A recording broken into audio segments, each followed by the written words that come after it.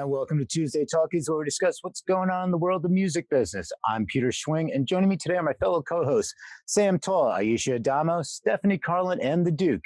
If there's something you'd like to chime in about, let us hear your thoughts in the comments below.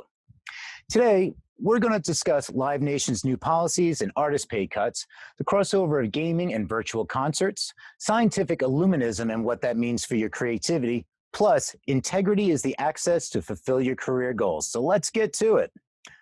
Last week, Rolling Stone reported a memo that Live Nation wants artists to take pay cuts and cancellation burdens for shows in 2021, which naturally created a stir throughout the industry, and even the normally verbose Bob Lefsetz was especially vociferous.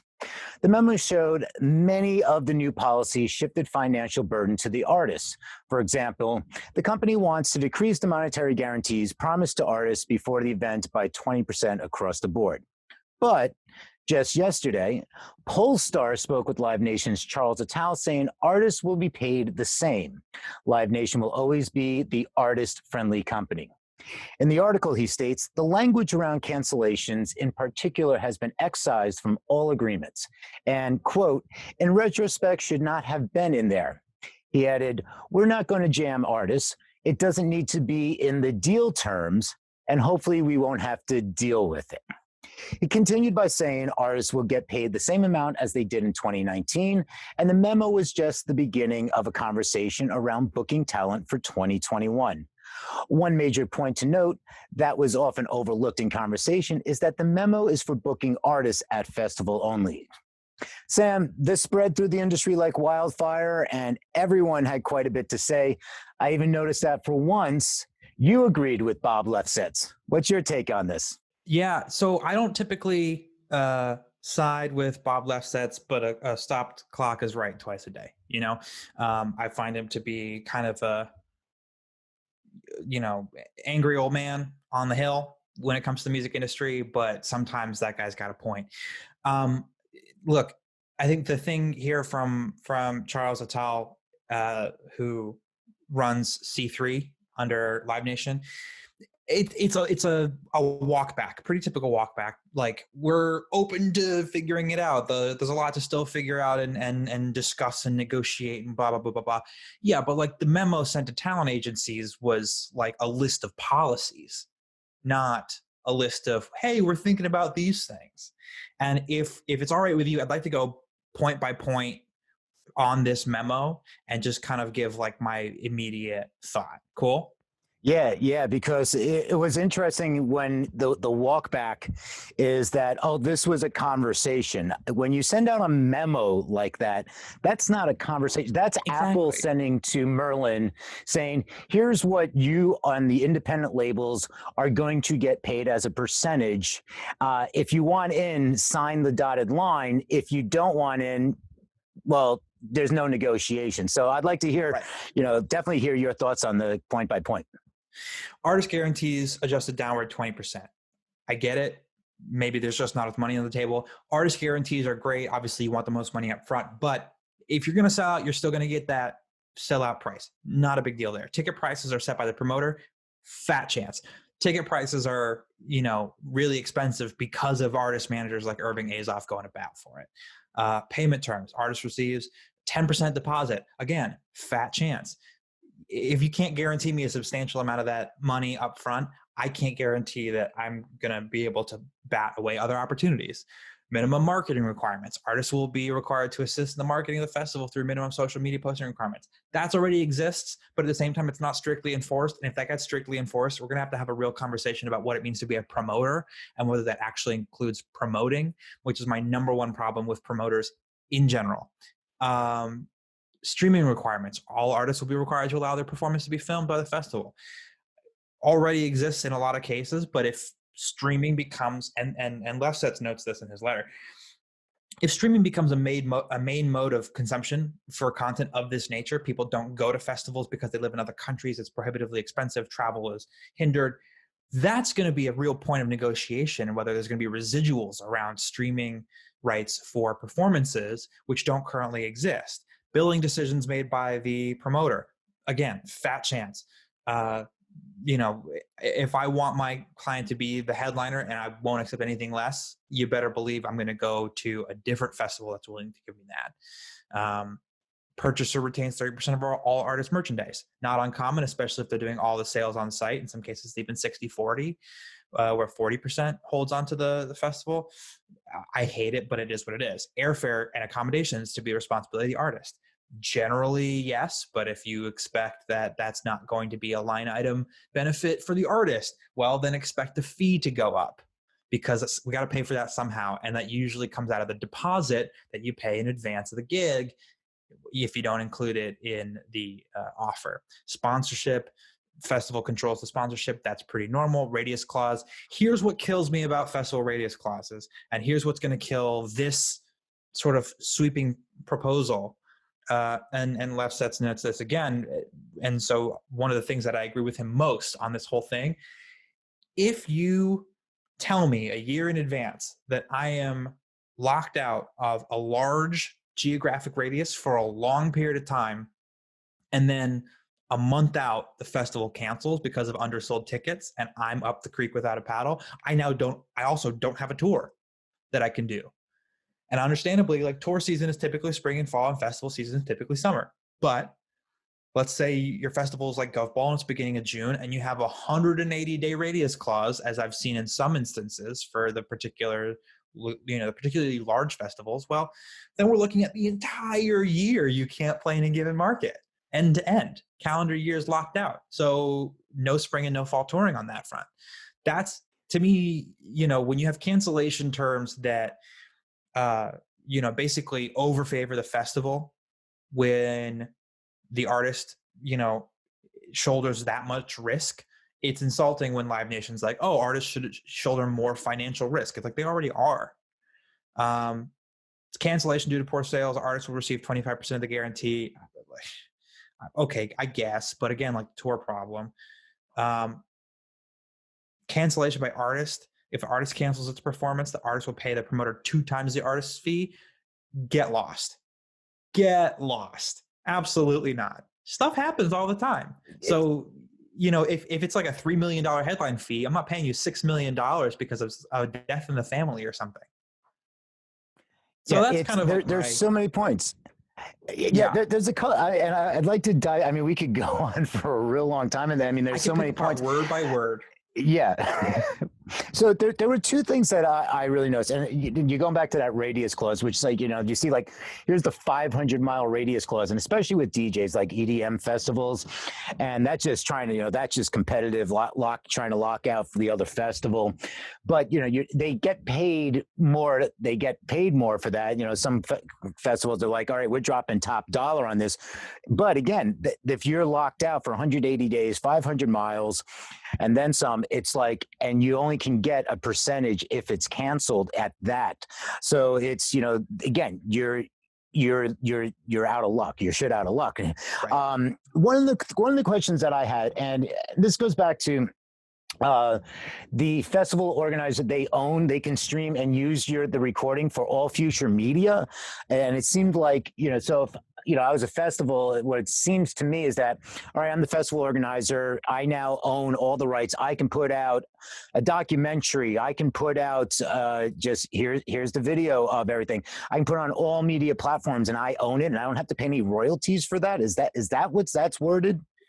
I mean, it depends on the contract, right? And what the release in that term states. And so if, let's say, for example, we're talking about a major artist and they have a bunch of co-writers on a bunch of songs and there's a bunch of publishers involved, is the artist then required to attest to the festival that they can clear all the rights for the benefit of the festival? Because I hope not, but that certainly is language that I've seen before, that, a party asserts that they either provide all rights or they will go and secure all rights necessary to enter into that agreement. And that's just not viable if Live Nation is going to be, a concert documentary producer and make, Coachella or whatever, the documentary a la Woodstock, 50 years from now. I don't want to see that happen. I think they're going to have to renegotiate that stuff. And especially if they intend to have artists step out from getting compensated for proceeds from those films, in the event of that happening, they're going to have a real conversation about licensing fees, and artists, labels, publishers, everybody are going to look at that as a way to make up that revenue that they previously negotiated out. Yeah, I can say from experience when I was doing a festival, I won't name anybody, but it got out that to the booking agent that I was in discussions with a big sponsor that potentially wanted to live stream their headlining set, which would have been fantastic. Now, this was we're just having a conversation about it with the sponsor and started to put together the logistics. Well, it got back to the booking agent.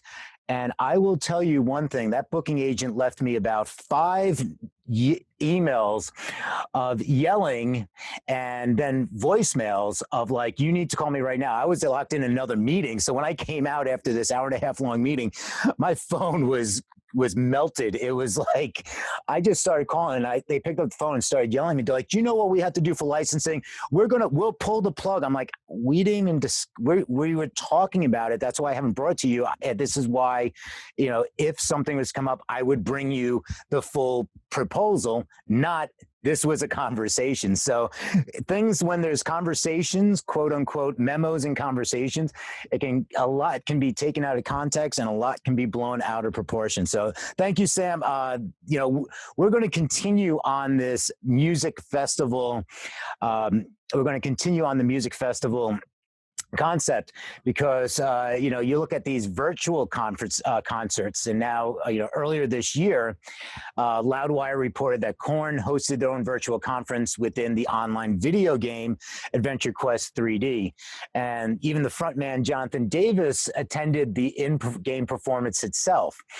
Just the other day, Forbes reported the Rave family is throwing a massive virtual music festival called Electric Blockaloo that will take place June 25th through 28th on Minecraft. The performances will take place across 65 virtual stages, showcasing blocked replicas of iconic venues and festivals such as Red Rocks, The Gorge, Dirty Bird Campout, and more. In addition to the lineup, the event will allow attendees to interact with artists and other attendees, play the games, and discover prizes. Duke, the gaming community has had its pulse on live streaming for years. What are your thoughts on virtual festivals within the gaming realm? I think it's fascinating because we live in an online world right now. So you could have millions of people tuned into a game like Fortnite, right? And you can have your main Fortnite guy, whoever that is, and he really has control of all these different people, and he doesn't have to show up physically in person. So it's actually like you could play a festival in front of 100,000 people, or you could play 1 hour on Fortnite in front of 1 million people. It's better to play on Fortnite than it is to play in front of the people. You know what I mean? So it's definitely something to think about. And also just to think about, I remember Second Life. If you remember Second Life, it was about a decade ago when Avatar came out. Yeah. People started playing their shows there. And then also just kind of jumping back, if you remember the Commodore 64, and if you remember the Nintendo, which was 8-bit, and how far we've come from that. Now on Facebook, you post your picture, you can switch it to 3D, right? So I think in about 20 years, I think the YouTuber will probably be more of the influencer performer than the actual performer that we live in now in the physical realm. I think the digital realm will become equal to the physical realm, Yeah, and it's really interesting to see the evolution. And you mentioned the Commodore 64, and I was in the storage, and I actually just came across my old Commodore 64 along with the TRS-80 with 4K of RAM and a cassette deck. But it's really interesting that the fact of where the gamers are and live streaming with gamers. I mean, that whole gaming community, and they're talking about gaming computers and how you go to YouTube and just like look up gaming and live streaming and how their setups are crazy. They're massive. They have their own world of like, and who are the top gamers? Who are the people watching to play video games? And the fact that you can go into a place that has already people that are used to gaming. Music and gaming has always gone hand in hand, like, GTA and everything. So it's like such a great merge of saying you can reach more people. And that's a big point that, that I agree with you on that. It's like how you can reach more people with your music in that sense. Yeah, I mean, it's, you got to have a vision of the future if you want to be there. But the person that's really good, like we're talking to the camera now, like, hi, how you doing? That person will be the performer of tomorrow. And they'll just do it on the computer screen versus in the, third dimension. And then we'll do the holograms are already here. An interesting area to watch is Korea. K-pop, they have been always ahead of the curve when it comes to video and getting these all together. So thanks, Duke. It's something that is really interesting, intriguing, and I look forward to more of it. I want to see like the real bands being able to, when we get even those speeds where you don't have the delays, where you can actually have the bands recording and performing live from different locations into the stream. So that's great stuff. I'm looking forward to it. We're going to change topics here, change directions, and this is something that's really interesting. And we call the alchemist here. The topic is like scientific illuminism is the process of treating your meditative and spiritual practices as opportunities to collect data, recording the experiences each time, finding patterns, and getting clear on the best uses of your spiritual tools. To help us gain an understanding of this practice is Ayesha Adamo. Hello, everyone. How are you doing? I hope you're doing well. Before I get into the big scientific illuminism thing, I do want to say that today is a big day for New York because it is election day. So if you haven't gone out to vote yet, get out there and do it. Get your mask on, get your voting gone. And it's also a big deal this year for women who just got the right to vote 100 years ago. The 19th Amendment was passed in 1919 and ratified a little bit over a year later in all the states.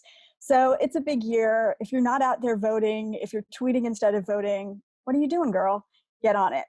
That all being said, talking about other things, logic and reason, not the music programs today, but scientific illuminism. Here's what's up. It's this process of taking the scientific method and applying it to your spiritual practice and even your creative work, because I feel like those two things really go hand in hand for a lot of creatives. What you can do is really set up a journal dedicated to it.